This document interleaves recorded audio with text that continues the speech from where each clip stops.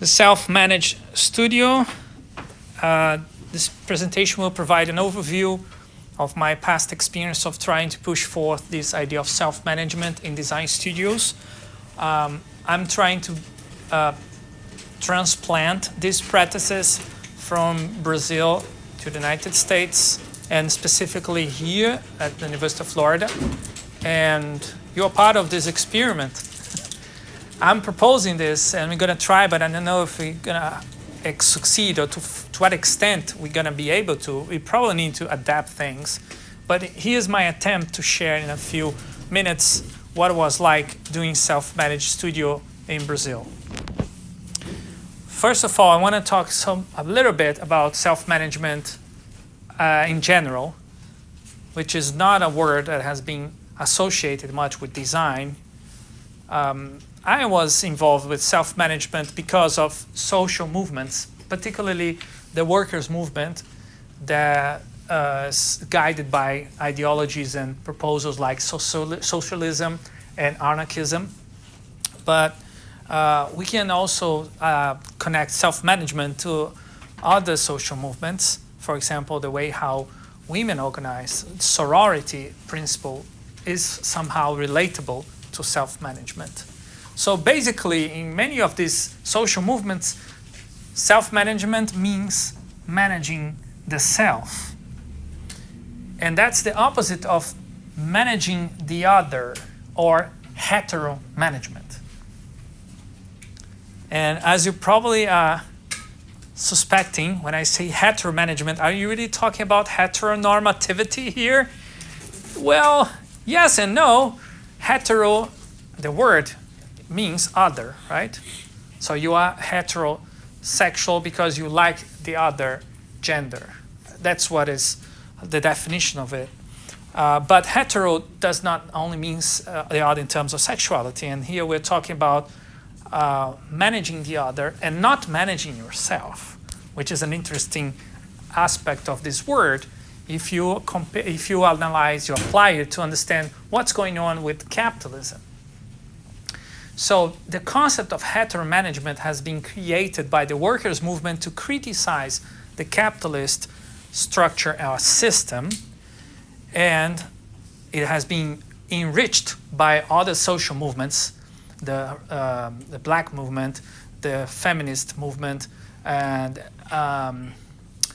the people with disabilities movement. They are adding up those characteristics of hetero-management. For example, straight, white, patriarchal, capitalist, ableist, and so on and so forth. The most oppressive sides of human relationships gets systematized by hetero-management. And we have this pyramid, which is the typical visual representation of hetero-management. Those at the top, they manage those at the bottom.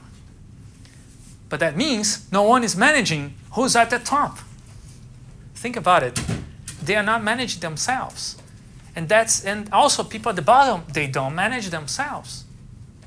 So basically no one manages themselves. And that's the biggest hurdle of hetero-management. If you focus too much on managing the other, you may do things that will not be acting on your best interest, or on the other hand, you may also do things that will backfire on you in the long run. For example, the simplest way of putting is how far is capitalism within a planet that has limit boundaries for exploiting natural resources. The planet at some point, and it's already showing effects of depletion, of excessive pollution, excessive consumption of some resources, and on the other hand, excessive emissions that produces greenhouse effects and so on and so forth. And one of the possible explanations of why we have that is because we rely too much on hetero management. And people who are at the top, they don't think about themselves. And they don't, for example, consume less. If they are not consuming less, how could they give example to others at the bottom? So basically everyone wants to consume much more that the planet can provide for them. And that's what happens in general in the United States, which is a country pretty much based on the capitalist structure.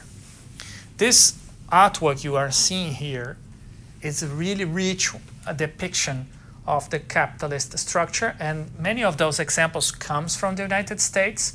You can check later on the PDF file for this project on Canvas system, but I want just to mention it has been created by Crime Think.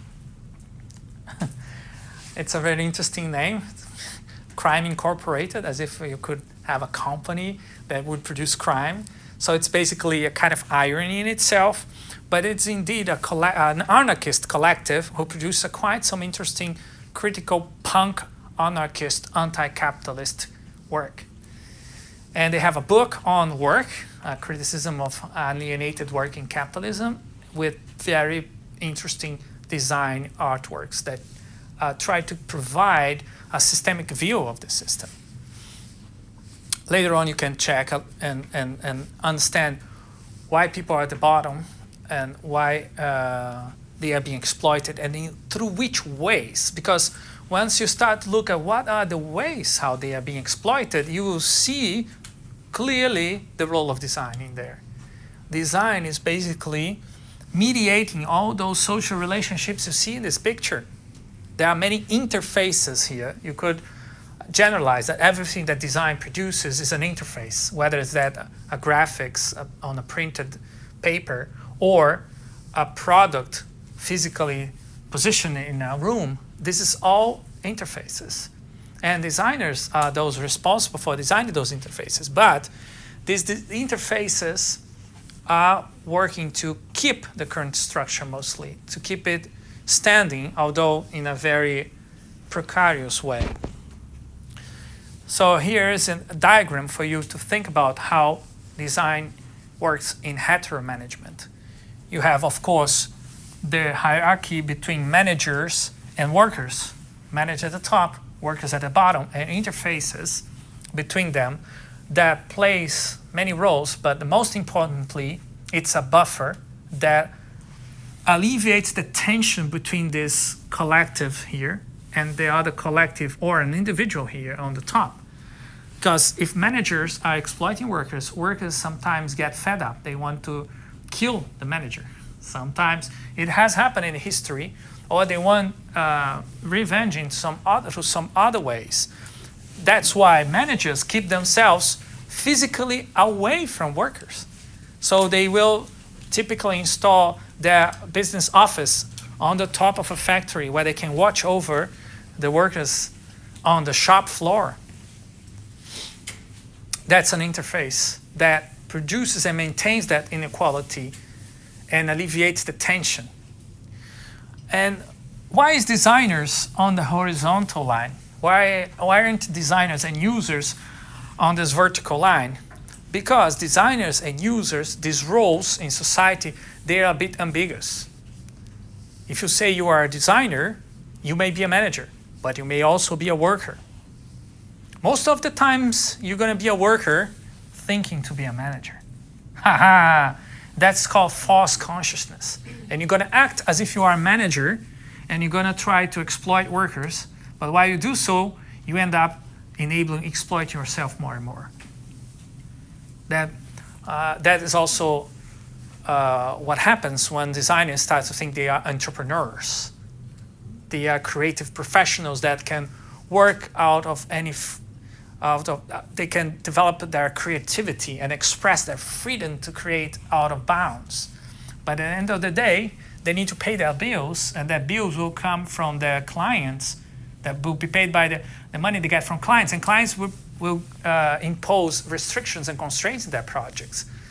In a way, they are still bound to this structure. Whereas for users, similarly, they may think they don't have a connection, or they don't have for example, a work contract with the employee, the managers.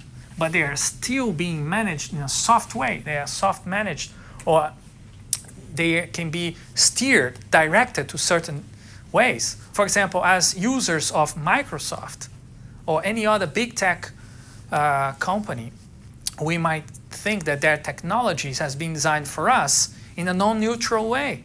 We might think we can do whatever we want, but the reality is that those big tech companies, they are managing crowds of users who are now supposed to replace crowds of citizens. Now we have big techs coming so close to the government of the United States, they are even take some seats, high-level seats, meaning that big tech and government is working together for what?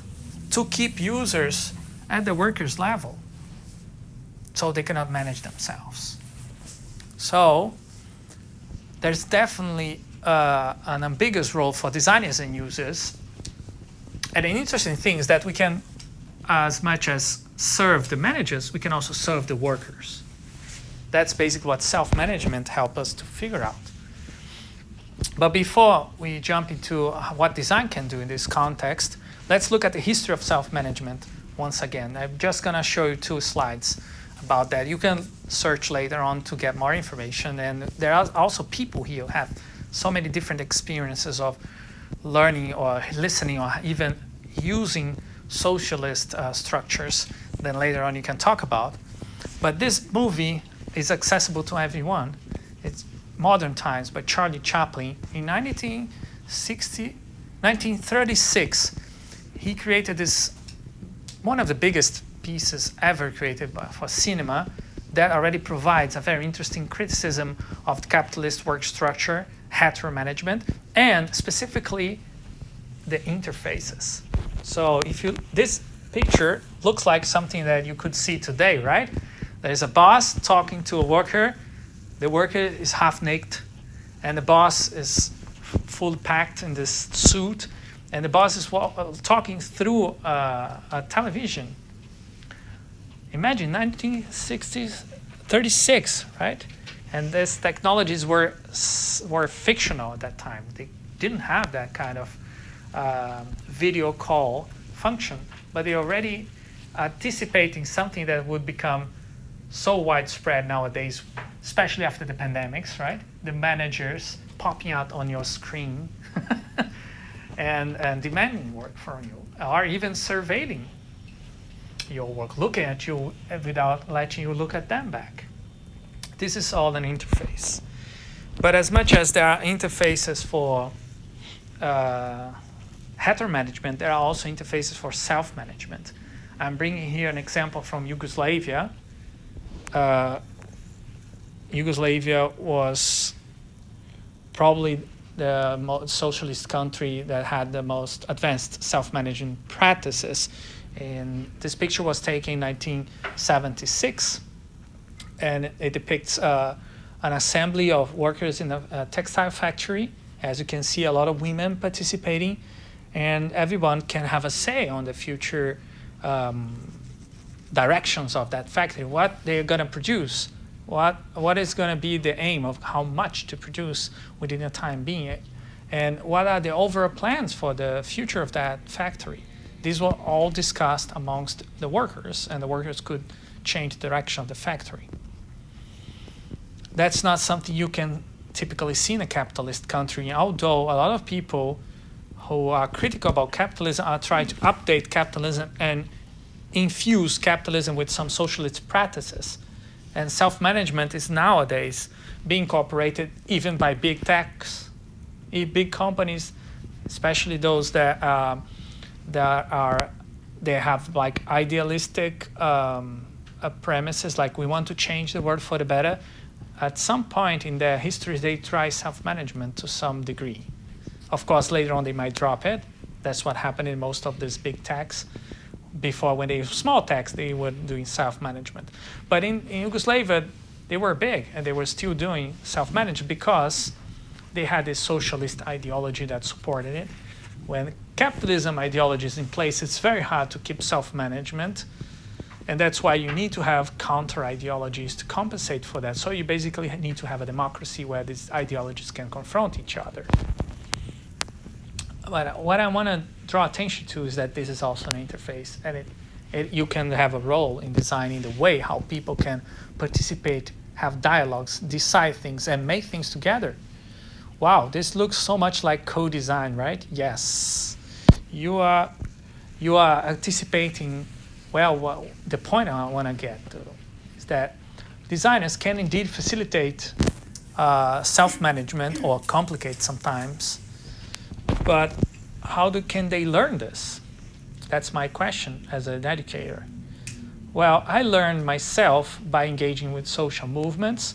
I designed a platform with them that is still online today. It's called Crises.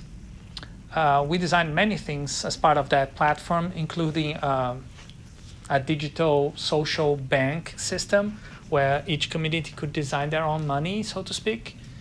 And it has been applied by hundreds of projects in Brazil. We're going to discuss this in more details next week. That's why I'm not going to talk more about it now. What I want to talk today is about Lado, or the experience of trying to bring self-management to Federal University of Technology Paraná, UTFPR, before Lado was born, and that ultimately led to the co-founding of Lado into 2021. In 2019, when I just started at that university, I had this insight. To design self-management interfaces, design students, they need to have first experience with self-management. They need to manage their own studio. But that's not a trivial task, although a studio is not like a factory, because a studio draws from a much older organization style, which is called also master-apprentice relationship. So you have basically every studio has its own master, the person who has the best command of the techniques and the tools and the modes of expression, the aesthetics in place. And the learners, they play the role of assistants. They help the master to achieve their ends, but while they are helping, they are learning how to do what the master does. And at some point, they may replace their master. But that's something that only happens after many decades of working with the master in a humble position. So it's not entirely self-hetero-management, but most of the time, it's hetero-management. The Bauhaus changed a little bit the design studio. They reframed it as workshops. So at the Bauhaus, there were no studios, they were workshops. And they were centered on technologies instead of being centered on people. So there was the wood workshop, the steel workshop, but there were still masters. They changed the masters once in a while, but there was still this figure of the person who was giving command to the workshop. And they also incorporated more hetero-management practices from industry because they were called workshops. They also mimicked some of the division of labor found in factories. So as you can see from this picture, which is a picture of the ceramics workshop of the Bauhaus in 1924, you can see some elements of mass production, of assembly lines, right? It's not fully blown, but you can see this is not the usual ceramics workshop or studio. The ceramic studio is a mess. If you ever got into one, you will see that this is very organized and rationalized space occupations, typical factories. So there is here a kind of pushback to self-management. And the Bauhaus, as you know, inspired was a reference, better put it that way, for Hochschule Gestalt Ulm in Germany, who set the tone for most design education that came afterwards. The basic curriculum of Ulm has been replicated in many schools abroad, including the United States and in Brazil, through Escola Superior de Desenho Industrial in Rio de Janeiro, where I was born. And this school, the masters, they were the professors, they played the role of the one that would donate knowledge to students. So students would just follow their rules. And that's also a sign of this hierarchical relationship in education that has to do with colonization, because in SD, this hierarchy was higher or stronger than at because Brazil wasn't colonized by Germany, but was colonized by another European nation, Portugal, and Brazil still, as of today, and SD is still struggling with this, has a lot of appreciation for what comes from the colonizing or the metropolitan centers like Portugal and Germany. So my question was then how to overcome heteromanagement in the design studio, and I had this elective called Designing for People, Laboratory of Design and Social Innovation, running from 2019 to 2022, and I used that elective as a laboratory to try many different things in self-management. In the first ever class that I was co-teaching with a colleague there, we asked students, so what do you want to study? We don't have a plan, we don't have a syllabus for you. We really want to construct this together. Write in a post-it a theme that you would like to study. And we had many post-its, and we didn't know what to do with those post-its, how we gonna organize our study plan. And students started to discuss what they knew and what they didn't knew. So they started to make those two different piles. Oh, we already know this. Ah, but I don't know. Yeah, but I know. They started to discuss these things, right? What are we gonna do? I'm gonna keep this in which pile? And then I remember this game called Blindside, created by David Gray and his colleagues. It's part of a book called Game Storming. And in this game, you sort the post-it, the stick notes, into 4 categories: the known, the knowns, the don't know, the don't know, known, don't know. As you can see, we perfected the labels because I think the way how we write in our board is better to understand the idea behind.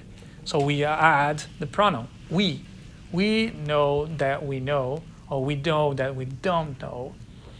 And it's also making more clear the subject of this knowledge. So we're definitely not talking about the individual knowledge of one single head. We're talking about the shared knowledge. And then the question is, if someone knows, do the others also know? Well, they can potentially know, you can just ask, right? And coming back to self-management, in that approach, workers, they need to know their tools history, otherwise they may be heteromanaged to these tools. I know that Azadeh and Lucia have been a lot of work on studying the background behind the Blindside game, but none of all of you are aware of it. That's why I'm gonna share a bit of this information here. So the game was designed based on what we now call the Ransfeld/Zizek matrix. And Ransfeld was a former US Secretary of Defense, and he became widely known in the history of knowledge management because of his infamous explanation of why the US invaded Iraq in 22, if I'm not wrong. Well, there are unknowns. That's why we need to go there and check.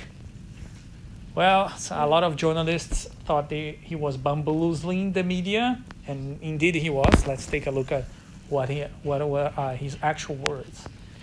Reports that say that something hasn't happened are always interesting to me. I'm quoting from his source, right? Because as we know, there are no knowns. There are things we know. We also know there are no unknowns. That is to say, we know there are some things we do not know. Here's the catch. But there are also unknown unknowns, the ones we don't know, we don't know.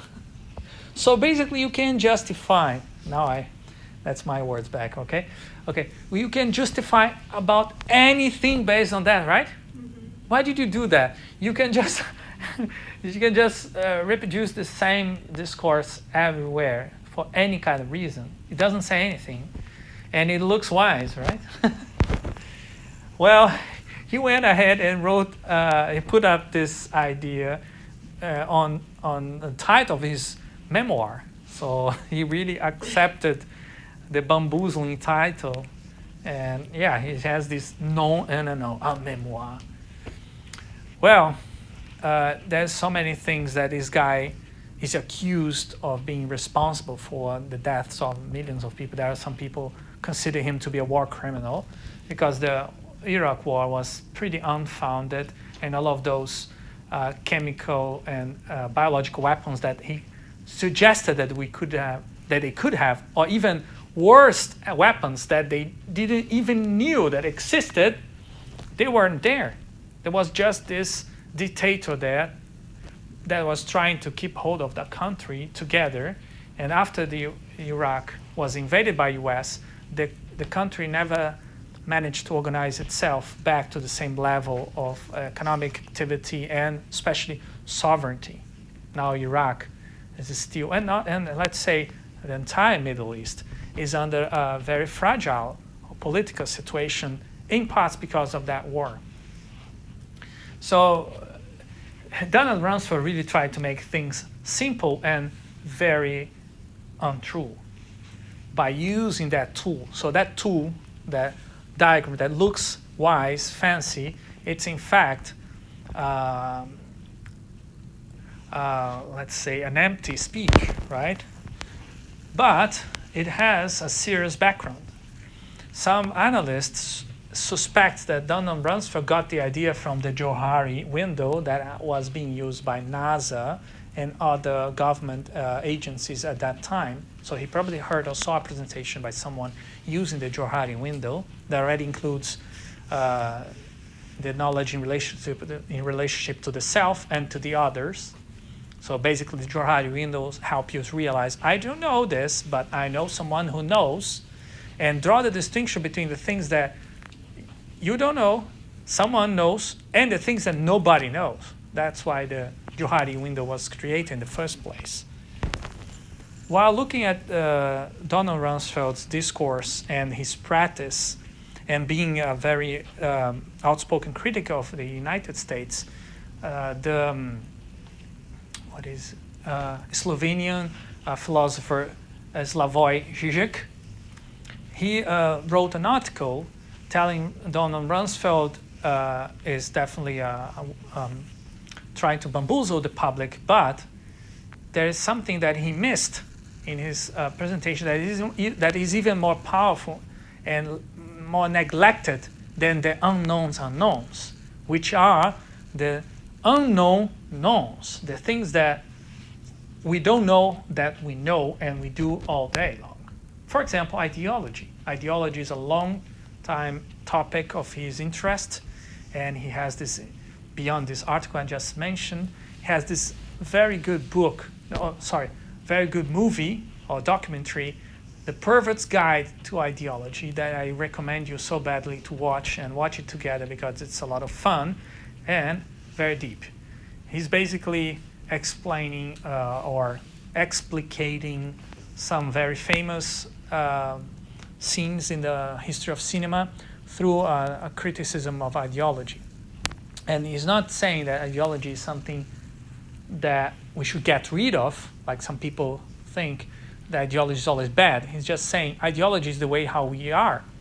We are ideological beings, so we better understand what kind of ideologies we are hinging upon once we speak things. That's basically his contribution to philosophy and communication science, and even to design. He even wrote an article about this. But coming back to our world, the unknown knowns, they are especially meaningful for design education because we tend to rely on tacit knowledge or unarticulated knowledge. I cannot go too much deep into this, but once you hear this word tacit knowledge, get this very practical definition. If I cannot explain why I have done something, but I can still do that thing, I have tacit knowledge of that activity. Unarticulated means I cannot put into words, but the knowledge is still there. And tacit knowledge is even more important for co-design. There is this book written by Elizabeth Sanders and Peter Jan-Stappers, one of the best, most practical books on co-design. It's called Convivial Toolbox, Generative Research for the Front End of Design, that has a model on its cover that is already framing co-design as a tacit knowledge elicitation approach. So basically, they claim that co-design can help tacit knowledge become explicit knowledge, or can help tacit knowledge be socialized, transmitted to another person by making things together without even ever becoming explicit. So basically, once you play out games, you make stuff with Lego or other materials, as we do here in this studio, we are playing out with tacit knowledge. That's one of the reasons why we use those playful materials and approaches, because we want to tap into knowledge that cannot be articulated into words so easily. Is it possible then to support self-management using a tool that was originally conceived for heteromanagement, like the Ransfeld-Zizek matrix? Of course, provided that we appropriate it critically, adapting, hacking, changing the tool when necessary. So here's how we implemented in our elective. We had this board on the wall, and we updated by the end of every class. Looking ahead, what are we going to look next? What are we going to study together next? What are we going to do next? And as we progressed using this matrix, we decided to create another quadrant. The students, they wrote down in one corner, there are things that we know, but we don't want to know. And we know that we don't want to know these things, right? For example, they didn't want to know marketing, app development, CNC and 3D printing, and the right way to frame or to define what they are doing. So basically, they were eschewing or going against things that were coming from other sources in their studies, and they felt sick of it. And in this particular elective, they could avoid it because they had this self-management process in place. At some point, after filling out this board many times, we realized that we knew more as a collective than as individuals, because each person may have put one sticky note here, but as a collective, we put many sticky notes together, and wow, we have so much that we know that we know. That's a wealth. That's abundancy. That's something we can tap if we need in the future. So we started to hinge into some critical pedagogy principles laid out by Bell Hooks in her book, Teaching to Transgress. In that book, she says that if someone in a learning community, if someone knows that, it doesn't mean that everyone has to know, and so everyone has to have the same kind of knowledge. What if we think about the learning community as a resource that we can tap, so we can reach out to people in that learning community if we want to learn something new? In that way, everyone can learn and know something different.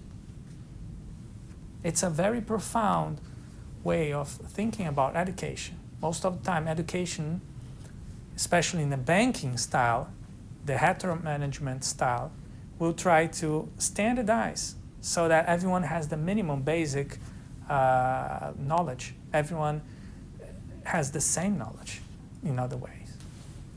And that is very violent, because a lot of knowledge that people already has is not recognized as being knowledge at all. So they have to basically forget about everything they learned before and replaced by this standardized knowledge.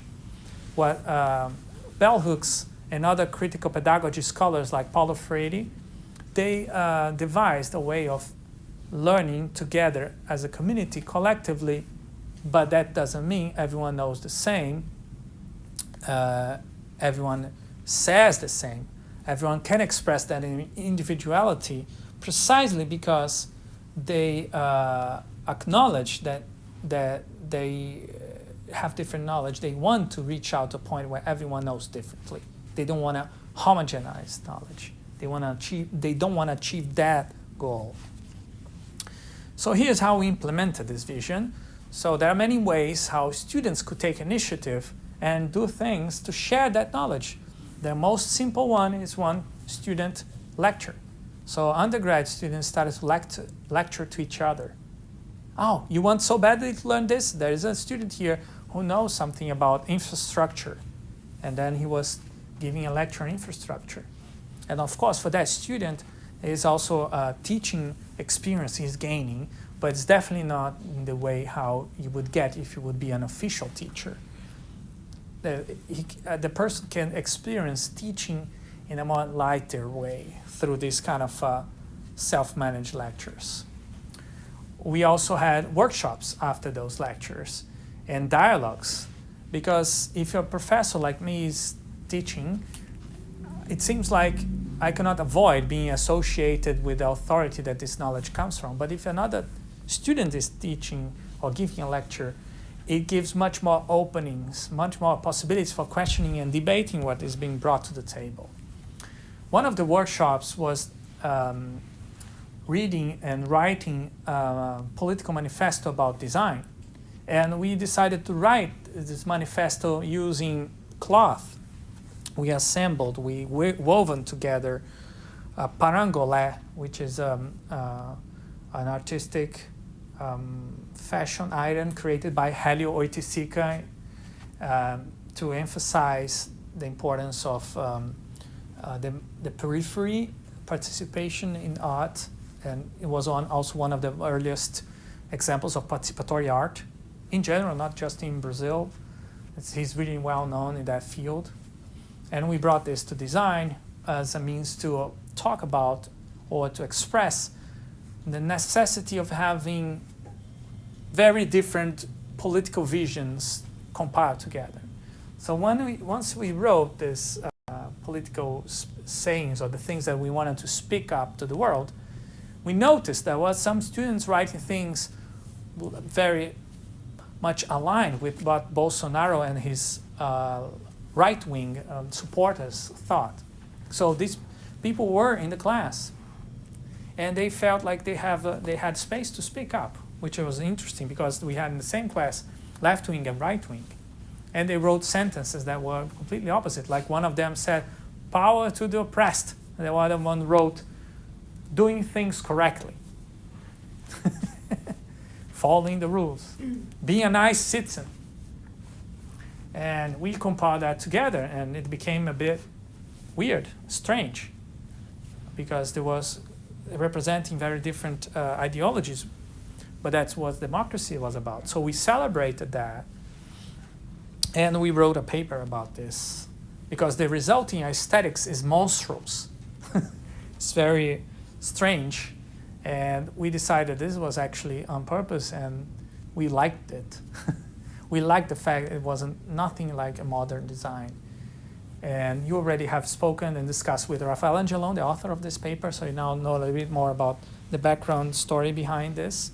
But you're going to know next what happens after that paper, the story that that paper described. So after we had this manifesto experience, and the manifesto was stolen, also worth mentioning. The manifesto was put on this statue at the center of the school, the university, and in the day after the manifesto was gone, and we asked the institution where was it, we asked security, and we asked the cleaning people, nobody knew, so we definitely know that someone politically or politically guided censored our artwork, which was not vandalism. We didn't destroy the statue, but some people asked, yeah, but why did you vandalize the statue? We didn't. We just added a nice touch for sparking debate. Anyway, we decided what to do next, which kind of other interventions we're going to do at the campus. And the most important intervention was creating a laboratory for new interventions like this one, a kind of a meta-design approach. Instead of designing one design, we would design many designs by having that laboratory. And students call it coisa, which is things in Portuguese, and it stands for Collaborative of Social Innovation and Autonomy. So here you see a new word coming to the vocabulary. It's next to social innovation, which was already part of the class title. They started to think about autonomy in terms of anarchy and self-management. Unfortunately, the pandemic in 2020 interrupted that process. However, the Design and Operation Network founded as a response to that condition led or reframed or let's say drifted the project towards another direction where we would have focus on fighting oppression pretty explicitly. Many students that joined that class in 2019, they joined the online activities of Design and Oppression Network, and later on they joined the foundation of the Laboratory of Design Against Oppression as a local hub of the Design and Oppression Network. So we had these marvelous discussions online in our Discord server, and we wanted to host this kind of debates and dialogues and critical making activities at the campus. That's why we founded Lado. I was working initially with Marco Mazerotto and Claudio Bordin. They were the other two co-founders in other initiatives, and we decided to consolidate that in this laboratory.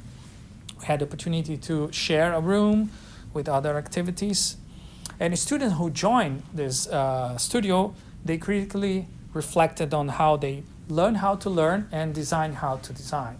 Instead of learning specific skills like 3D sketching or thinking like a designer, design students develop self-knowledge, knowledge of themselves. That's much more valuable. In self-knowledge, knowledge and knower, they are the same. That's an authentic existence. I am what I know, and I know what I am. Think about the opposite of it. I don't know who I am, or I know what I'm not. These are all inauthentic existences. So you don't feel comfortable in any of them. You don't feel like you're at the right place, at the right time, at the right body, at the right whatever. So self-knowledge is this moment where you come to terms with your history and the history of your body and the history of your types of people like you, the history of your people, the history of your family. And this all comes to be yourself. So basically, out of this reflection in a tacit way, because now I can put in those words, at that time we couldn't, we ended up designing the Crises deck, which you already used here in our studio, some of you. It's an exemplary project of harnessing self-knowledge in this studio, and it came right away from that elective. In 2022, when Lado was already working, this elective was associated with Lado, so every student who would subscribe to this elective would know that they could work with Lado on their projects. And here you see a lot of different experiments we did to understand more and realize the dimension of alterity in design, the role of dealing with the other through design, and how the self becomes clear to the designer once they actually engage with the non-designer or to their own non-designer side. In the first picture, you see a lot of games playing out with mirrors, theatrical mirrors, using theater of the oppressed. Then we visited a social movement incubator, and we saw particularly their work with the beekeeping movement. Then later when we came back and reflected upon African Brazilian religious traditions, Rafaela brought us this practice of weaving patois, and I think it's a Yoruba tradition, if I'm not wrong. Then she was like sharing that this patois is a way how you come to terms with your ancestorship and how you you pay ownership to your ancestors by creating something that connects to your community and your place and so on. And here we played a game about colonization, a board game pretty cool because it shows how the mindset changes once you have too much power in your hand. And it's a bit similar to what I was discussing before on the Squid Game series, how people change their minds and become mean to each other because of the rules of the game. And that's also an impact on design, right? We are designing those rules. We are talking about interfaces again, right? And by the end of this course, we start to use Lego Serious Play and other materials to explore how we could design something to support critical self-knowledge.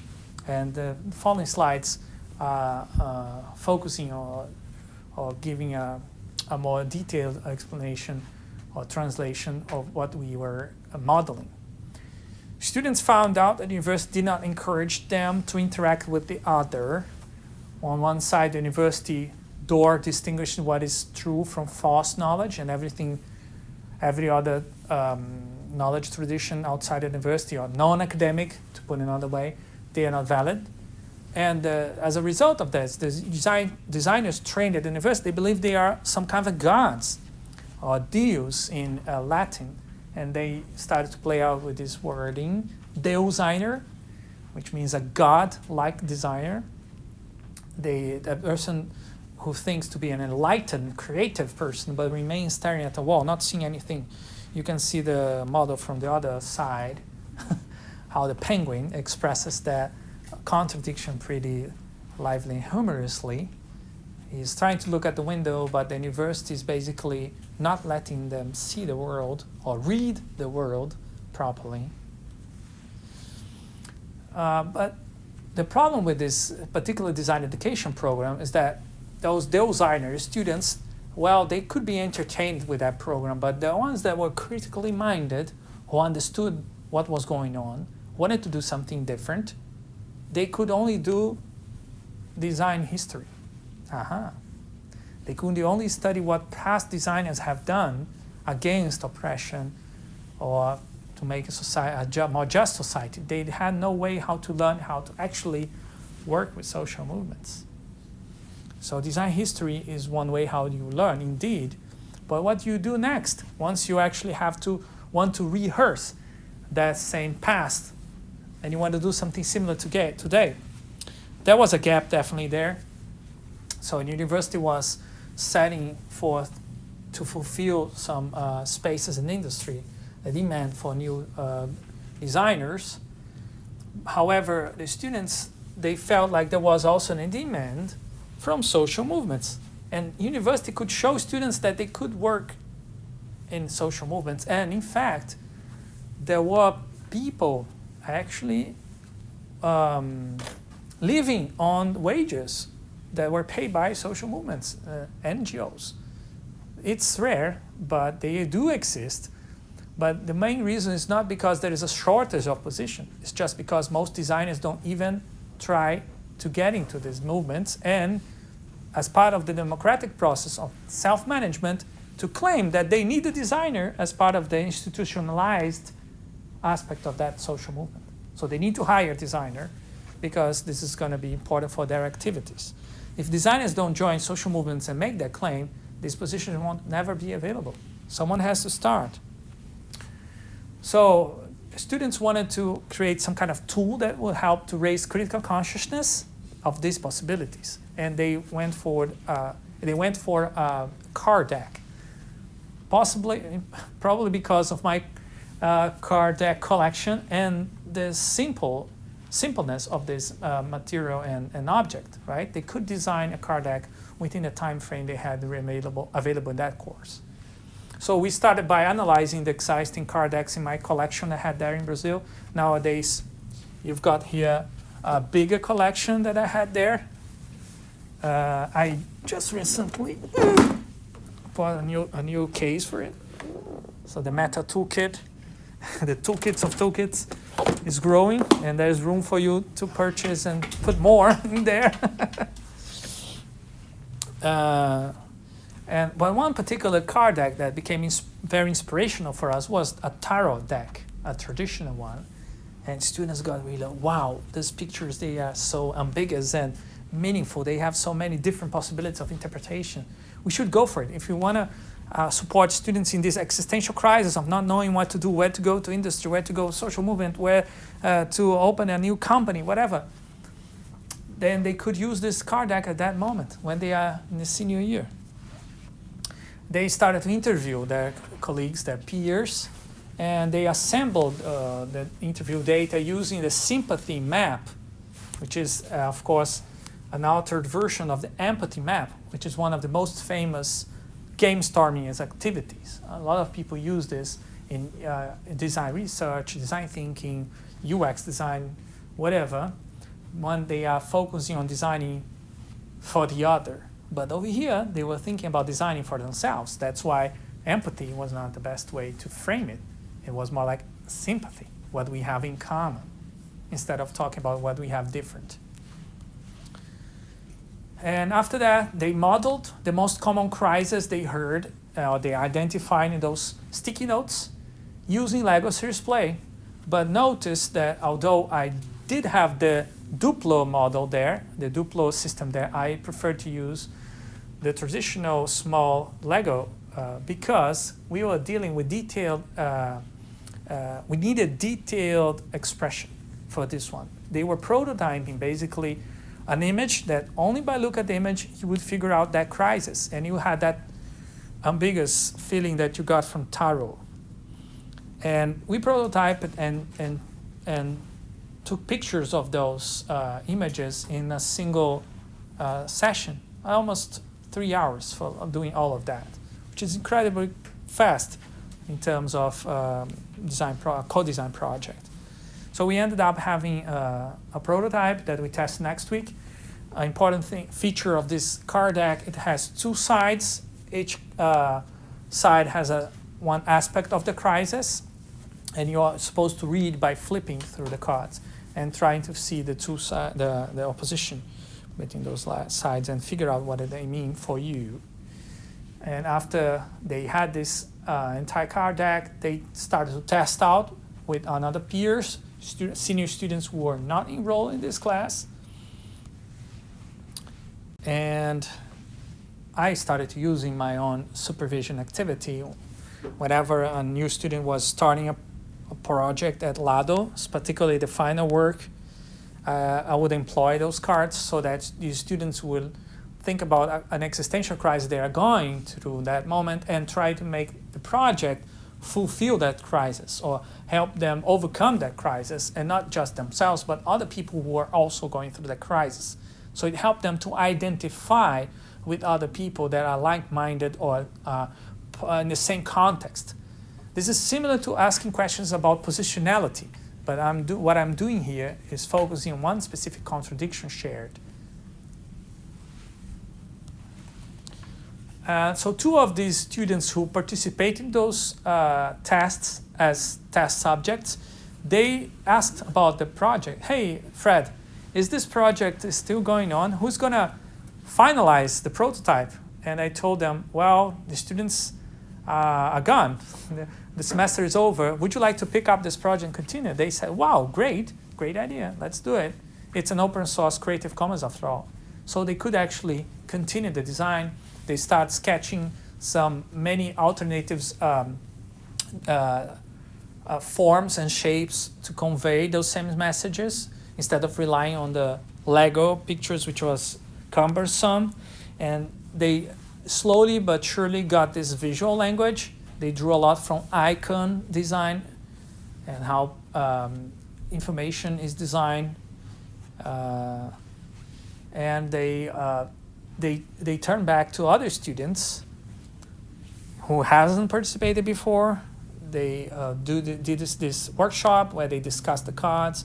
They create some kind of a pedagogical approach to reflect on the shared existential crisis. They didn't give names or labels, and they were interested in the kind of labels that students were given to those pictures.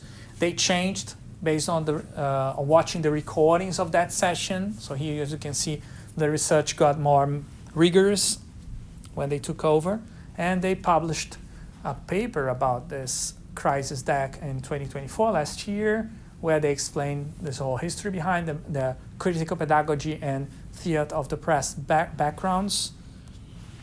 And this card deck is part of our meta toolkit here at the MXD studio. Some of you already have played out with those cards. I encourage you to try it out. I'm going to show you in a minute where it is. It's not a finalized project because it's still there's still some work to do, right? If you want to make it more, there's only 10 crises here. There could be more if some more research is done, and it could have a better finish. This is an open source project. You can continue it up if you want.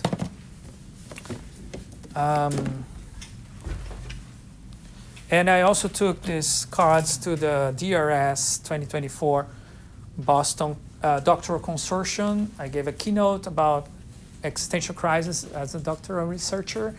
And I showed at the very end those card decks as an example or a tool they could use, researchers, to find out a topic that will be fulfilling for their existence, that would lead them to self-knowledge, not just knowledge produced to academia, not just knowledge that will end up in the library, but that wouldn't change their lives in some way.